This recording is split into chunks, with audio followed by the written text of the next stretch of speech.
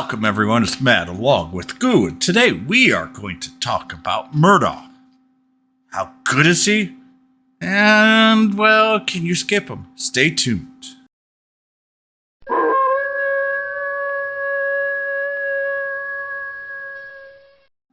Alright, first of all, I'd like to apologize to everyone. I did have COVID-19 during the last week of Dragon Quest X and the beginning here, so I did miss Murdaw, but let's go over him. First of all, he is a demon magic role user. First type potency plus 20% as the main skill here, but let's just go over the overall skills. First of all, Royal Awakening heals a major amount of the user's HP and grants 1.5 spell potency and recovery for 1 turn. This is a very good skill, especially with base here with the movement of 2. I don't have an Awakening with him, and that does give him an additional movement and sleep success, which is pretty important with him. So this will be helpful to kind of counteract that from my end. More than likely, unless if I get very lucky, I'm going to be leaving my Murdaw at 0 hearts overall for at least a little bit, only because of that. It's really hard for me to get the shards for demons here, not demons, but bosses here for that family, as there's other units that will be coming down the line that are just way too powerful. But overall, though, you could still use that to grant that 1.5 spell potency, which is actually very, very useful. And the next one is the World of Dreams, and deals major spell damage and often 60% puts to sleep. If you have the 10% sleep success, that gets up to 70 with the +1. Along with that, if you put that with a higher percentage as well with the previous skill, you're basically going to be able to put anyone to sleep on turn 2, which is just incredibly powerful as long as they don't have any resistance against it. And this does damage, then puts enemies in sleep in the area effect, which is a very powerful combination. So you could actually still get that damage that you're looking for and go through it. The damage is decent, but the big issue here is MP cost, as if you take a look at the base, the MP, and I know it's only level 71 and I've only got a max 9, but the MP here is just not great, nearly as large as the others, and I'll kind of go through that a little bit more in detail. The last major skill here is Dual Kafrizz, deals major Frizz type damage to an enemy 2 times. This is where his leadership effects go to take place. As I say, Frizz spell potency is decent. It will be used, and it's definitely used with the Dual Kafrizz. But there's other better magics overall. But if you, we're starting to get to the point though where we can really start doing elemental magic teams. So just ensure that if you do get Murdaw, that you put them into first type spell potency. You know that he has the ability to just enhance that damage if you're doing a specific thing for the event, etc. So going through that here, actually we're going to go with the perks here. The first Awakening skill here, which I do not have, is actually we're going to go with the 0 one. The innate skill Mirage nullifies damage 1 time only, but it's 1 time only in the first 99 turns. So if you're doing something that takes over 100 turns, that will actually go away. But at that point, you're really just not trying to do damage anyways. Very, very powerful, especially for that. And just to kind of go through that. But more importantly, the second of the first Awakenings, +1 movement, along with a sleep success rate by 10%. This is the ideal place to really go for Murdaw. Unless if you really, really like him, then going to the 5th one is the top notch here. But all in all, this is a very powerful increase. You're going to be using Murdaw for his sleep attack. The goal is to reduce that to about 110 so you can cast it a couple of times. So what you're really going to be doing is you're going to be alternating Royal Awakening with World of Dreams back and forth to give you that damage and go through it. Yeah, that's turn 4 in Arena. So that's PvE.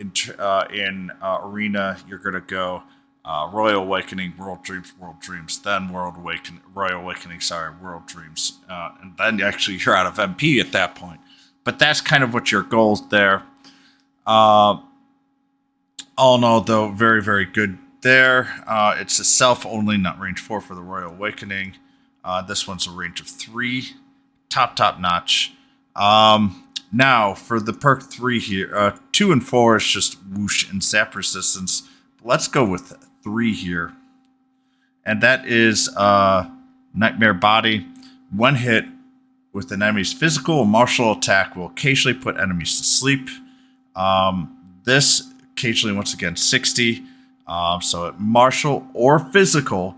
So basically, dragons, other breath users, but mostly dragons, which are still big part of the meta right now for Arena, and magic users can avoid the sleep attack, but you can really use this to go against like a Corvus, and the goal is hopefully what they'll do is they'll attack your Murdaw with the large thing, first one with the Mirage, then be able to use this to put the unit to sleep and go for it. The only bad news is sleep is one of the more common resistances compared to a lot of others. That's what makes Confusion so scary, because Confusion is not nearly as common as sleep. But overall, still, it's a very useful skill. The last one here is raises max HP plus 100. And the 3rd and 5th gives you the dual Kafriz, which is okay. But all in all, I would expect more. I wanted more. I wanted more MP specifically. Just taking a look, his element resist 2, Sizz and Crack. He is very weak to. Whoosh and Zap are its strengths. Interestingly enough, it is a unit that you can bring on if you are very heavy in a team that's weak at Zap. That's where a lot of the meta is right now. So that kind of fits there. But all in all, the thing that it's super weak to poison, so Mandragora can really set it going. And it's super weak to Charmed, which very few units have, but there are enough of those units that people have and use that could be very scary too. And unfortunately does not have Confusion. So be very careful. Mandragora especially will absolutely take over Murdaw with the top, especially if there's anything with the bounce. So he is very countered with that. So in a meta sense, you got to be very careful of what's currently out there in the field. Level 130 stats here compared to my Murdaw, which is still being leveled right now. 1238 for 5 hearts, and that's including 100 HP. MP, though, even with 5 at level 130, S8, you only got 451.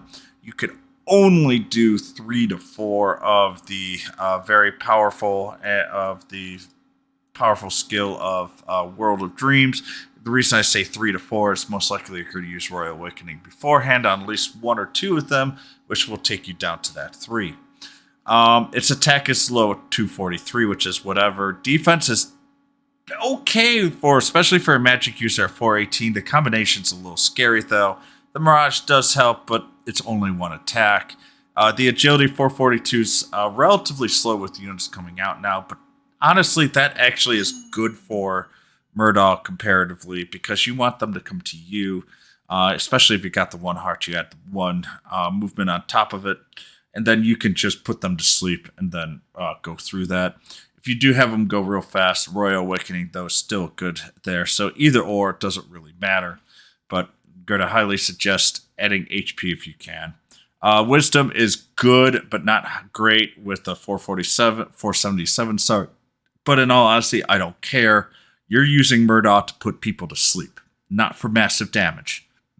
And the weight's obviously 65 because he is a boss. His preferred weapon is Phantom Wand. Does give wisdom, spell power plus 4%. But the reason that I like it, and this is part of the Phantom Battle, is you want to load up on World of Dreams. Adding that increase in effectiveness is just massive for him. Getting to the point where basically you have to be highly resistant, and even then, there's still a chance that you can be put to sleep. Wisdom and agility is also very good, just to try to add to that. And if you really want to do with the dual Kafriz, but I'm going to try to go for 3 sets of World of Dreams for the Phantom Wand to put on my Murdaw. As I say, Murdaw is the Sleep Master. Preferred learned skills, Blunt. That's going to be the only other skill that you really, really need with him. You're not really you're going to want him to buff himself with the World of Dreams, area flex sleep, and then maybe Blunt afterwards. And even then, I'm not even sure you need Blunt. The Royal Awakening is kind of what you want to do if you're going to do guild defense. Personally, I don't see a lot of guild defense potential in Murdaw, only because of the fact that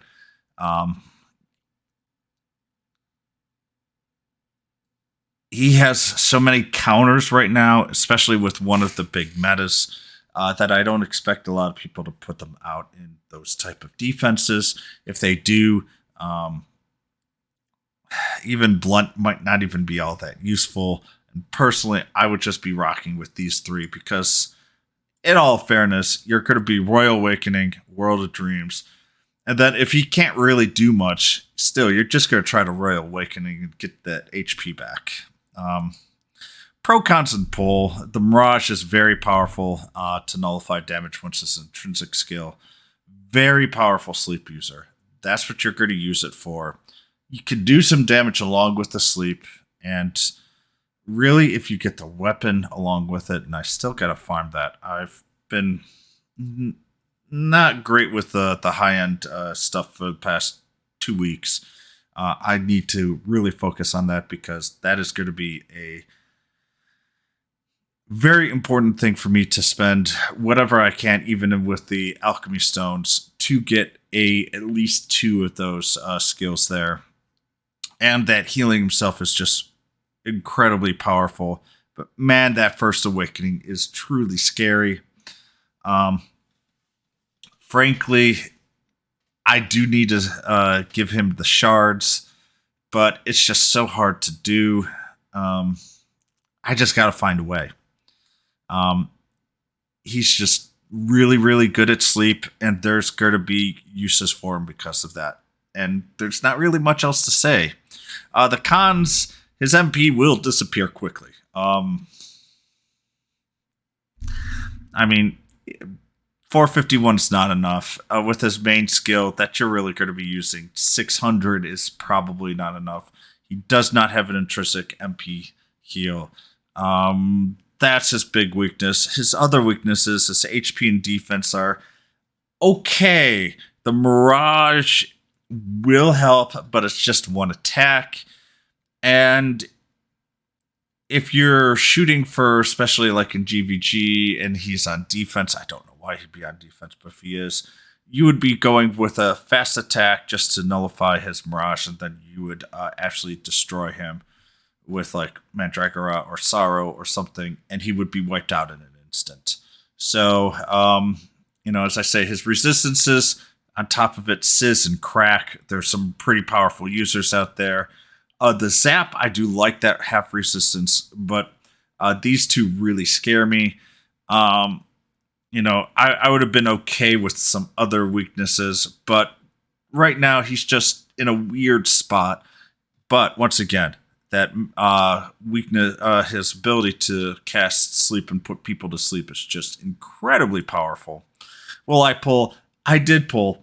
I actually got him on the free ticket. He is a great control unit, so I will definitely use him. I will definitely use him for anything that, if the enemy is weak to sleep, he is the number 1 person I'm going to be using.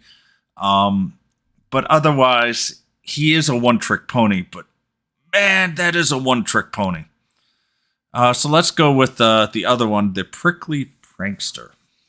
I don't even know if I actually got him. So Actually, I don't think I did.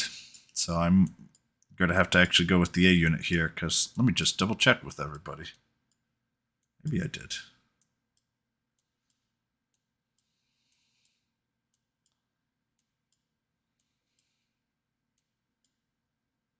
No, I didn't. So we'll just go through this way here. And if anyone really wants to go through it on their own, they can hit the rank spot here and then click here and go through it. So with the abilities here, first one here is Gust Slash, 120% whoosh physical to one enemy. Not exactly the greatest here. Dodgy Characters, the second one, raises the user's evasion rate for 3 turns. That is very annoying, especially when you've only got a unit. And the third one here is Juggling Thrills.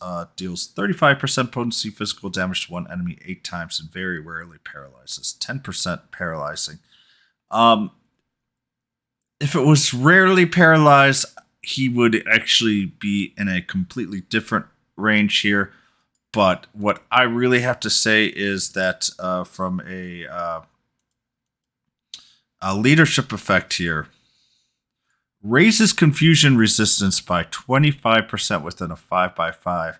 This is actually really useful, especially with the dodgy character. Now, yes, Mandragora is breath, but increasing confusion resistance by 25% can potentially save you if you've got to go against an absolutely nasty Mandragora team that will be using confusion to absolutely... It is one of the 2 scariest overall debuffs in the game, behind that and Charmed. But that leadership is really, really good, and I'm probably actually going to get an A unit to get the Prickly Prankster along with Midsteed. These are 2 really good A units overall. The third second perk here, first perk, it raises movement evasion rate. So his movement goes up to 3 up there. And actually, it's not even just that. It raises move and evasion rate for the 3 turns. Very, very good. Crack resistance and bag resistance 3 and 4. Creeping Jest raises agility for the first 3 turns as well, which just makes him even more able to avoid. And then the last one will raise attack for 3 turns at action start. Really, all in all, getting him to footwork 1, level 1 here is kind of where you really want him. Add that to dodgy character, and then having the confusion resistance to try and keep everyone out of confusion. And mostly important here is that confusion he is immune to. That's kind of where you want to worry about. He is not plus or minus with poison, but that's okay. I'm much more worried about confusion, especially with the meta that we're currently at and will be for quite some time. He is a great unit overall for being an A unit, but it's only for that leadership effect. The big issue, though, is if you use that leadership effect, you're going to miss out on like a Tact plus 15 or 20% or magic or whatnot. But if you're really, really worried and don't think you have a chance really to go against confusion and you need that, that is a very interesting unit to use as your leader just for that. Otherwise, though, there's not much else to say with Murdaw, the Prickly Prankster. It does have good agility at 472, and if you get it to that 3rd awakening, you're starting to get some pretty scary ability to dodge, especially for an A unit. The HP and defense are low. This is an RNG unit overall. But that attack is pretty high. It can attack, but honestly, what I would say is you're going to be using Juggling Thrills, and you're going to be using that range 3 to do that damage. If you can get a Paralyze in, that is fantastic. If not, that's okay. All you're really using him for, though, is mostly for that confuse resistance. So I hope you guys enjoyed this review. I do apologize it was late. I am feeling a lot better than I was last week. And I am trying to catch up, and I think I've caught mostly up. And I'm going to be coming out with another unit review probably in the middle of the end of this week. So I hope everyone enjoys. Have a good day. Goodbye.